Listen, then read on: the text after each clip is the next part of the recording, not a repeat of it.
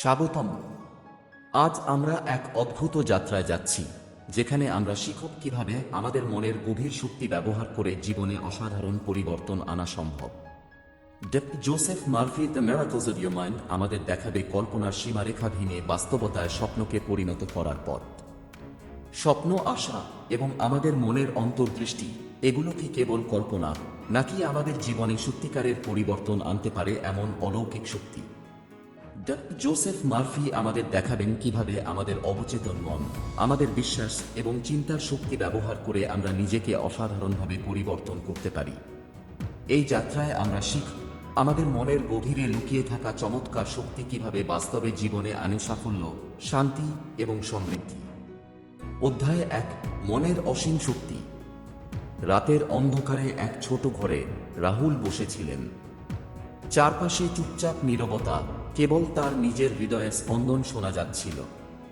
তার মনে এক অদ্ভুত প্রশ্ন ঘুরপাক খাচ্ছিল, আমি কি সত্যি আমার জীবনের নিয়ন্ত্রণ নিতে পারি? রাহুল অনেক বছর ধরে নিজের জীবনের সীমাবদ্ধতা নিয়ে সংগ্রাম করছিল। চাকরিতে, সম্পর্কগুলোতে আর অর্থনৈতিক স্থিতিতে সবই যেন একটা অদৃশ্য সীমানার মধ্যে বাঁধা। কিন্তু সেই রাতটি আলাদা ছিল। তার হাতে Joseph Murphy the miracles of your mind বই। প্রথম পাতায় চোখ পড়তেই রাহুল অনুভব করল, আমার মনের শক্তি সত্যি অসীম। বইটি বলছে, যেসব মানুষ মনে বিশ্বাস করে তারা অদ্ভুত পরিবর্তন আনতে পারে। অবচেতন মন আমাদের সেরা বন্ধু হতে পারে, যদি আমরা তাকে সঠিক দিক নির্দেশনা দিই। রাহুল ধীরে ধীরে বুঝতে লাগল, তার জীবনের প্রতিটি সীমাবদ্ধতা মূলত তার নিজের ভয় এবং নেতিবাচক বিশ্বাসের ফল।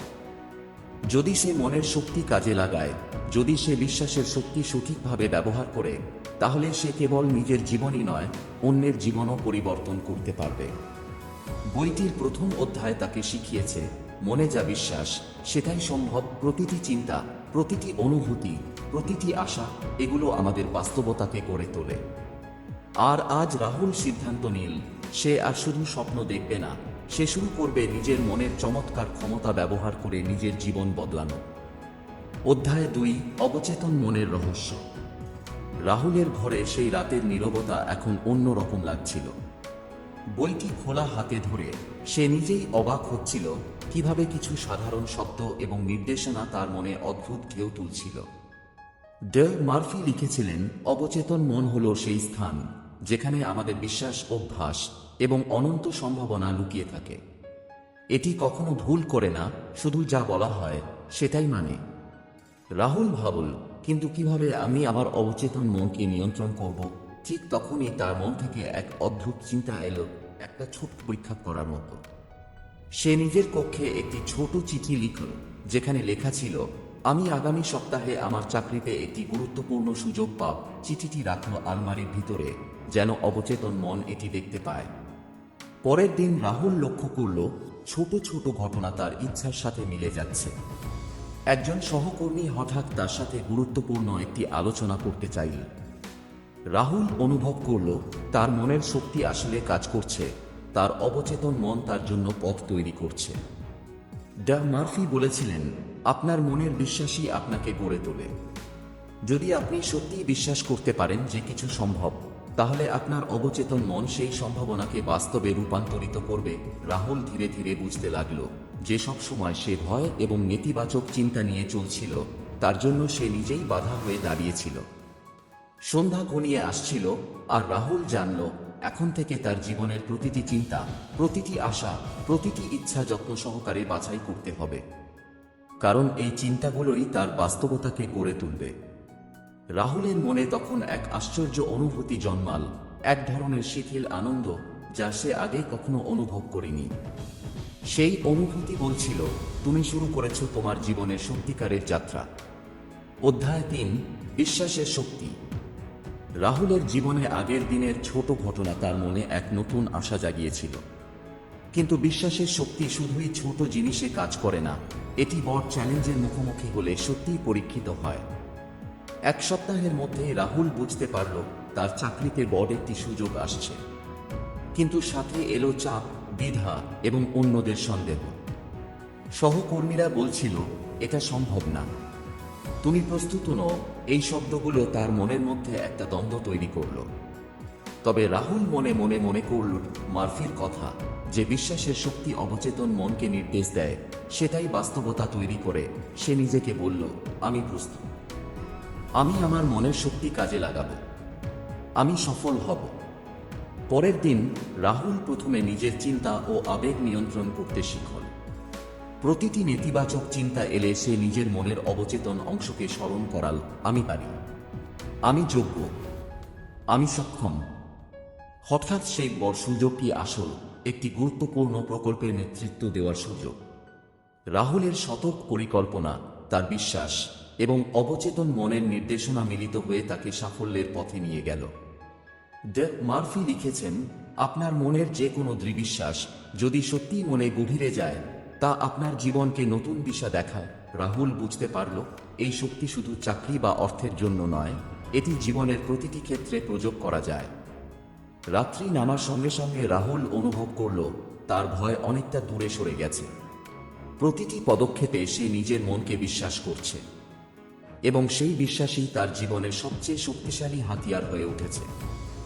অধ্যায় 4, অবচেতন মনকে নির্দেশ দেওয়া। রাহুল এখন বুঝতে পারল, মনের শক্তি কেবল বিশ্বাসেই সীমাবদ্ধ নয়। এটি তখনই সত্যিই কার্যকর হয় যখন সে অবচেতন মনকে সঠিকভাবে নির্দেশ দেয়।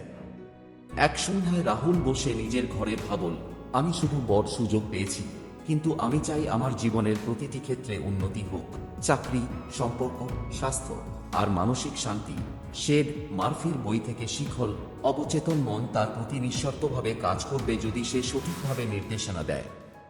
রাহুল সিদ্ধান্ত নিল, প্রতিদিন সকালে একটি সময় বের করবে এবং নিজের অবচেতন মনকে স্পষ্ট নির্দেশ দেবে। সে বলল, আমার অবচেতন মন, আমি চাই আমি সৃজনশীল, শান্ত এবং সফল হই। আমি চাই আমার চিন্তা এবং অনুভূতি ইতিবাচক হোক। আমি চাই প্রতিটি সুযোগ আমার জন্য আসে। প্রথম কয়েকদিন রাহুল কিছু পার্থক্য লক্ষ্য করল না, কিন্তু অবচেতন মন ধীরে ধীরে কাজ শুরু করল। সে দেখল তার জীবনে ছোট ছোট সুযোগ এবং সহায়ক মানুষ আসতে শুরু করল। তার চিন্তা ইতিবাচক হয়ে গেল এবং প্রতিটি সমস্যা সমাধান হতে শুরু করল। মার্ফি লিখেছেন, আপনার অবচেতন মন এমন একটি শক্তি যা সঠিক নির্দেশ পেলে আপনার স্বপ্নকে বাস্তবে রূপান্তরিত করতে পারে। ভয় এবং সন্দেহ নয়, ভালোবাসা এবং বিশ্বাসই এটি পরিচালনা করে। রাহুল এখন বুঝতে পারল, জীবনে সমস্যা সমাধান করতে গেলে শুধুমাত্র চিন্তা বা পরিকল্পনা যথেষ্ট নয়। তার মনের গভীর স্তরে যে শক্তি লুকিয়ে আছে, সেটিকে সঠিকভাবে কাজে লাগাতে হবে। প্রতিদিনের নির্দেশ, ধৈর্য এবং ইতিবাচক বিশ্বাস, এই তিনটি মন্ত্রই তার জীবনে পরিবর্তনের চাবিকাঠি। সন্ধ্যার আলো ঘরে নেমে আসছিল। রাহুলের মনে এক গভীর শান্তি বাসা বাঁধল। সে জানল, যে যাত্রা শুরু করেছে তা এখন আর থামবে না। তার মনের অসীম শক্তি প্রতিটি পদক্ষেপে তার পাশে দাঁড়াবে। অধ্যায় 5, ইতিবাচক শক্তির সৃষ্টি। রাহুলের জীবনে ধীরে ধীরে পরিবর্তন আসতে শুরু করল। ছোট ছোট ঘটনা থেকে সে শিখল, মনের ইতিবাচক শক্তি বাস্তবে কিভাবে কাজ করে।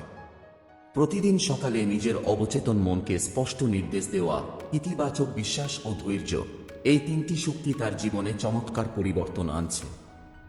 একদিন রাহুল লক্ষ্য করল, তার চারপাশের মানুষও তার পরিবর্তন অনুভব করছে।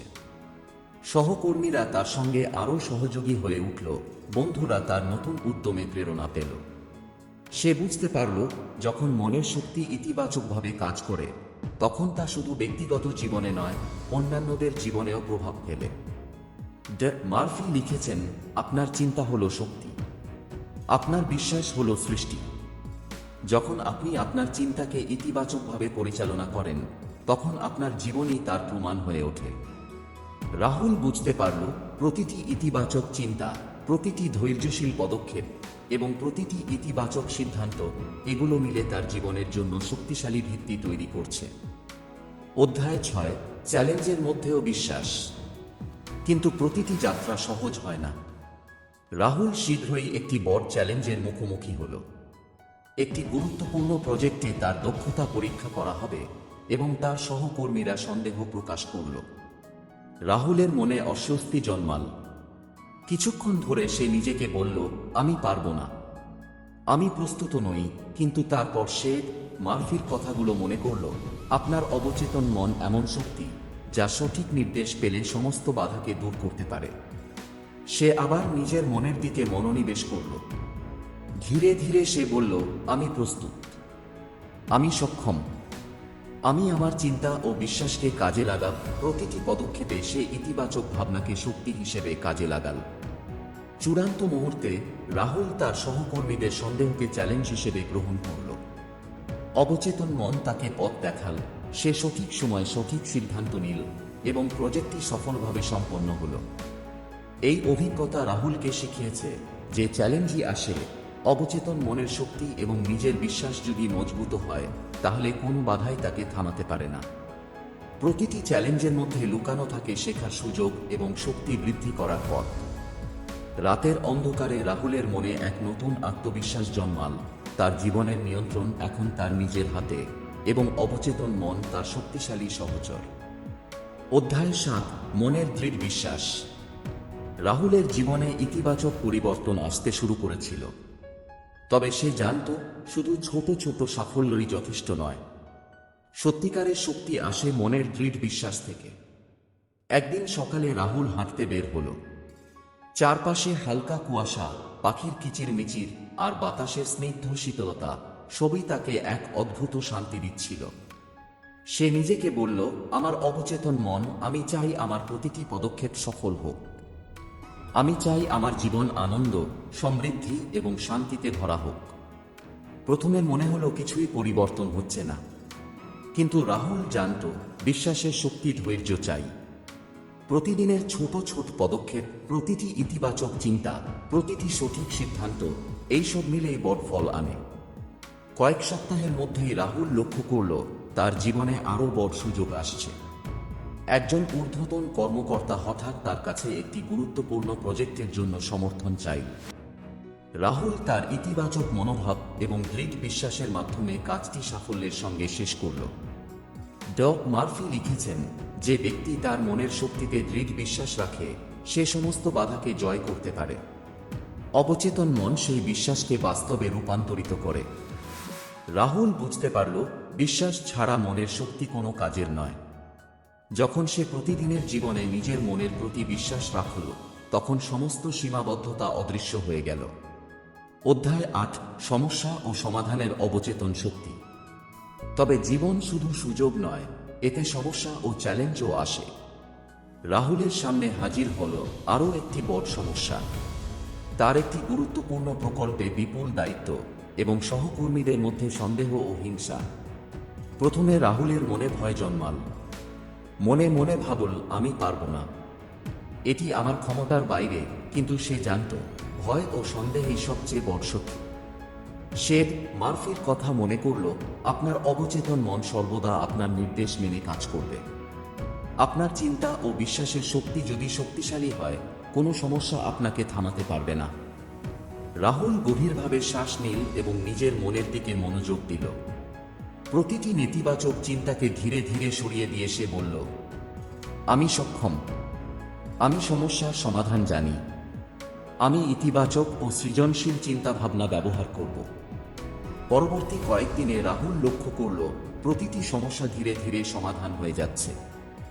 সহকর্মীরা তাকে সাহায্য করতে শুরু করল এবং নতুন ধারণা ও উদ্ভাবনী সমাধান প্রকল্পের জন্য আসে।